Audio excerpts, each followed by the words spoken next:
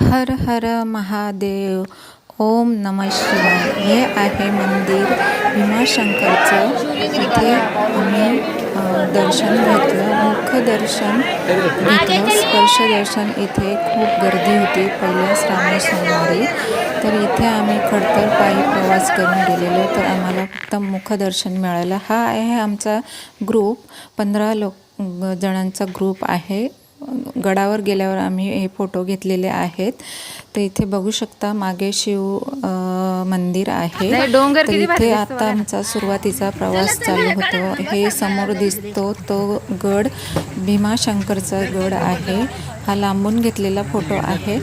तर इथे 3 गड चढायचे असतात.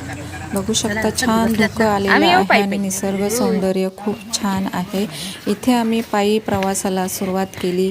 खूप छान घनदाट जंगल, प्रत्येकाच्या हातात काठी आणि निसर्ग सौंदर्य खूप छान. बघू शकता आम्ही पायी प्रवास केला. 15 किलोमीटर आहे, जिथे मुरबाडपासनं 8 किलोमीटरवर जावं लागतं. म्हशापासून ते तिथे बळीवरा म्हणून गाव आहे. त्या गावापासनं आम्ही गाडी ठेवली, पार्किंग केली आणि पायी प्रवासाला सुरुवात केली. तर इथे पायी प्रवास आमचे जोडीदार करत आहेत. महिला आहेत, पुरुष आहेत, मुली आहेत. इथे बघू शकता छान असं आम्ही डोंगर चढत आहोत आणि पायी प्रवास आम्ही करणार आहोत. इथे 3 गड चढायचे आहेत. तर इथे आमचं सर्व जणांचा ग्रुप इथे थांबलेला आहे आणि पायी प्रवास चालू आहे. तर इथे बघू शकता अगदी खडतर रस्ता आहे, काठ्या घेतलेल्या आहेत आणि जंगलातून पाय वाटेने आम्ही भीमाशंकरच्या रस्त्याने चालू लागलो. खूप घनदाट जंगल आहे आणि निसर्ग सौंदर्य खूप खूप सुंदर आहे. इथे लहान मुलंसुद्धा चढत आहेत. बघू शकता की गड खूप उंच असं आणि खोल दऱ्या आहेत. इथे माझी मैत्रीण चढत आहे. इथे बघू शकता दगड, मोठे मोठे दगड आहेत आणि झरेसुद्धा आहेत. खूप छान असं निसर्ग सौंदर्य आहे आणि आम्ही भीमाशंकरचा गड चढायला निघालेलो आहोत आणि सुंदर असं दर्शन. फक्त आम्ही रांगेत उभं राहिलो पण दर्शन नाही, कारण गर्दी फार होती.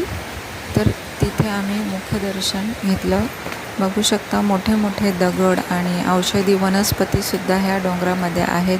आम्ही अर्ध्या सुपारीचे झाडं आहेत, अर्धी सुपारीच्या वेचून घेतल्या. इथे खूप झाडं आहेत, कोकमची झाडं आहेत, कारवीचे बघा, पूर्ण जंगल कारवीने भरलेलं आहे आणि कारवीची रोपं आहेत. जुने लोक त्याचे कुडं बनवायचे, म्हणजे भिंती तयार करते. ते धबधबे बघा कोसळत आहेत अगदी डोंगरावरून.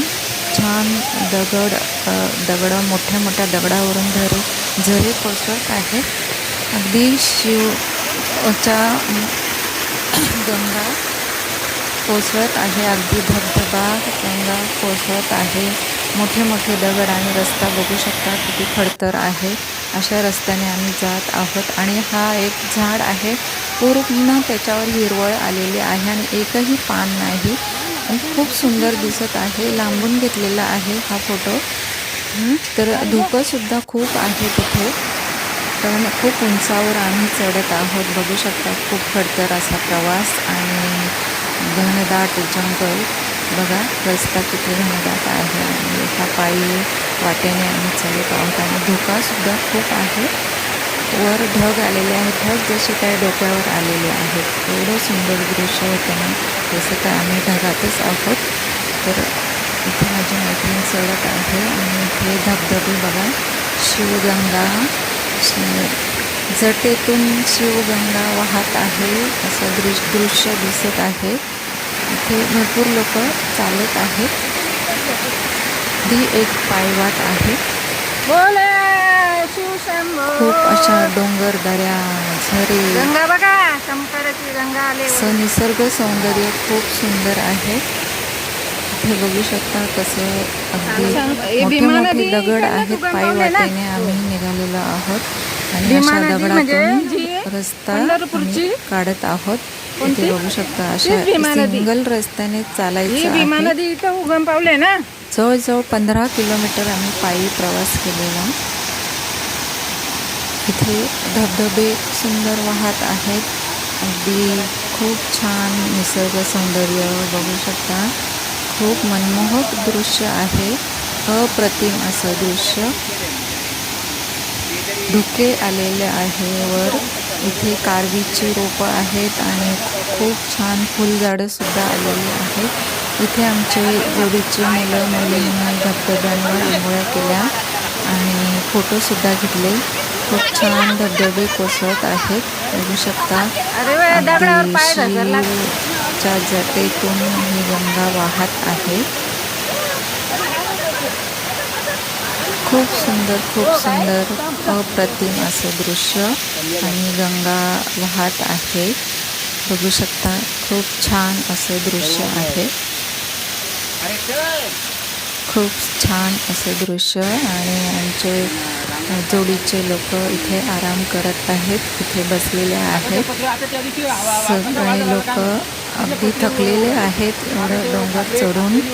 खूप पण एक उत्साह होता की आम्ही शिवदर्शन घेणार आहोत आणि इथे वर गेलो आणि हे शिव मंदिर आहे.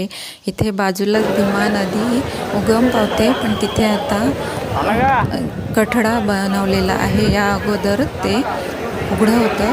तर व्हिडिओ आवडला असेल तर लाईक करा. ओम नमः शिवाय.